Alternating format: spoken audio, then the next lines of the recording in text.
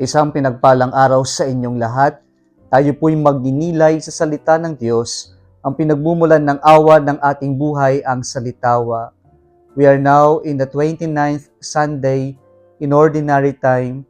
Mga kapatid, huwag po nating kakalimutang magdasal at magsimba. Hindi po madali ang buhay.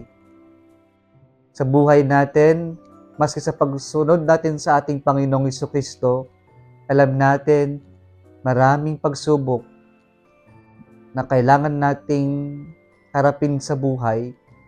Alam natin na maraming krus na kailangan nating pasanin. Alam natin na minsan patong-patong yung mga kailangan nating harapin na problema sa buhay. Minsan, ang buhay nakakapagod na. Minsan, mas gusto na lang nating tumigil na lang, sumuko na lang, umayaw na lang, layuan na lang, takbuhan na lang ang mga krus, ang mga pagsubok ng ating buhay.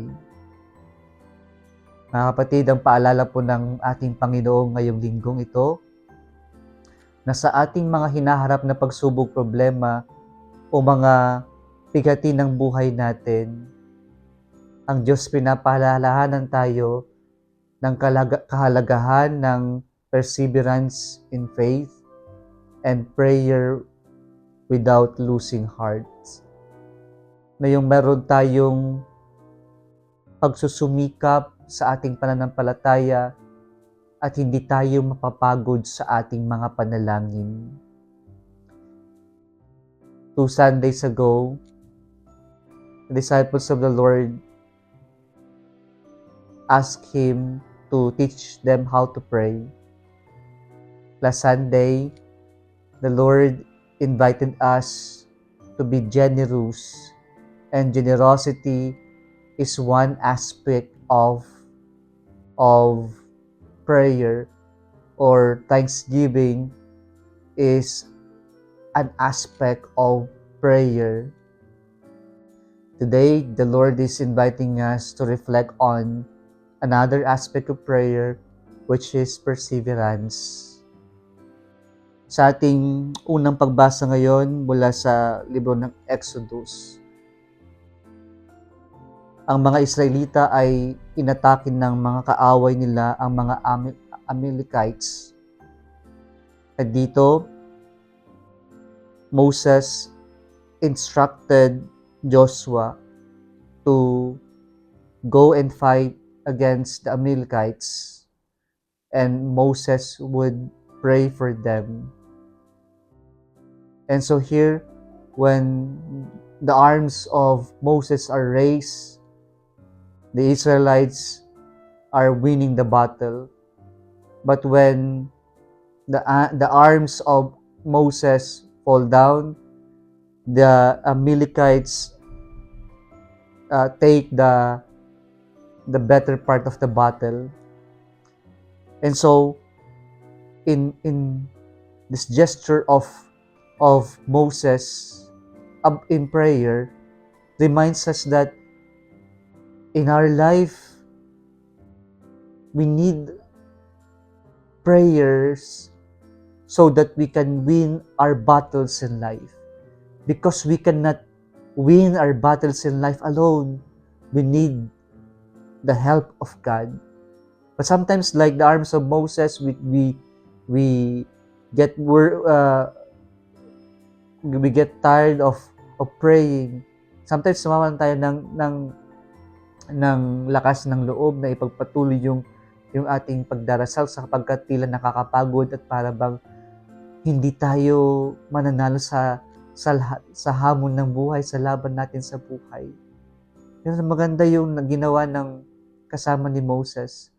Pinulungan siyang itaas ang kanyang mga kamay. At ito yung napakagandang aspeto ng prayer. Prayer is not a private thing, but it is always a community activity. It is all, when we pray, we don't pray alone. We pray with the community. When we celebrate the Mass, we don't celebrate alone. We celebrate with the whole Catholic Church, with the whole Church.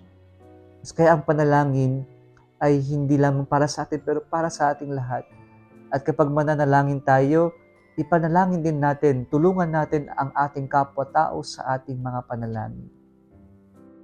Maganda ang tinuturo ng ating unang pagbasa ngayon. Pinapakita dito na sa panalangin, mahaharap natin, mapagtatagumpayan natin ang mga hamon ng buhay, ang mga laban natin sa buhay. Pero sa panalangin, kailangan natin ang bawat isa, that we also have to pray. We need to support each other in prayer. In our second reading today, from the second letter of Saint Paul to Timothy, Saint Paul admonishes Timothy to be faithful to what he learned and believed about the scriptures. And he also admonished him to be persistent, whether it is convenient or inconvenient.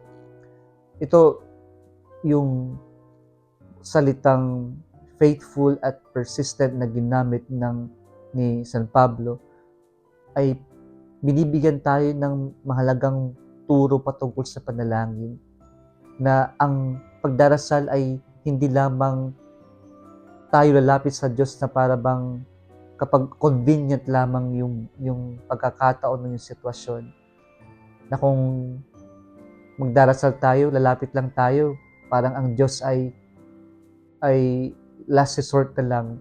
Hindi tayo lalapit sa Diyos kapag kaya pa natin.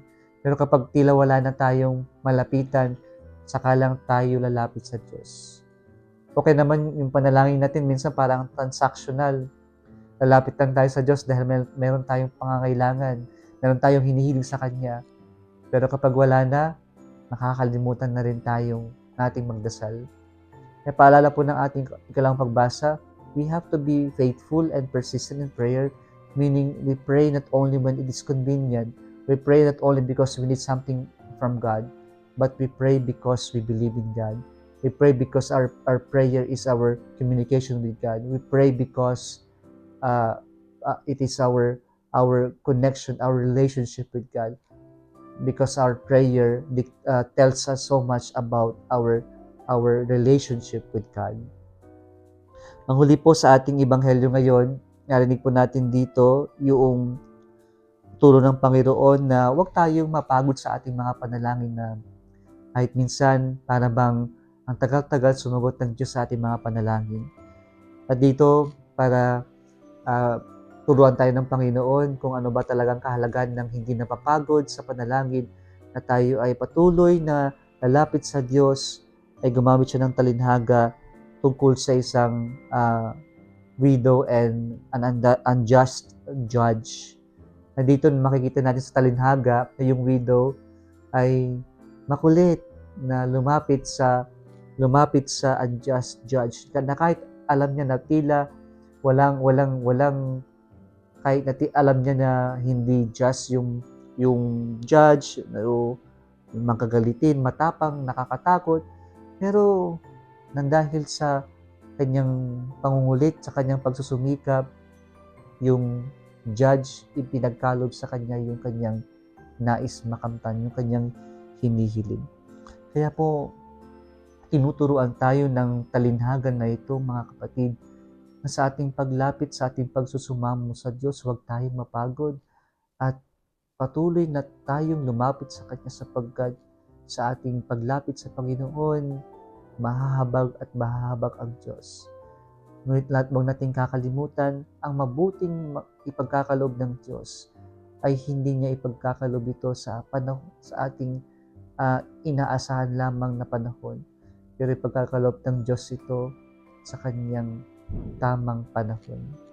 Kailangan lang natin manampalataya, magtiwala, at maging mapagpasensya, sapagkat alam naman natin, ibibigay ng Diyos ang nararapat, ang pinakamaganda sa tamang panahon.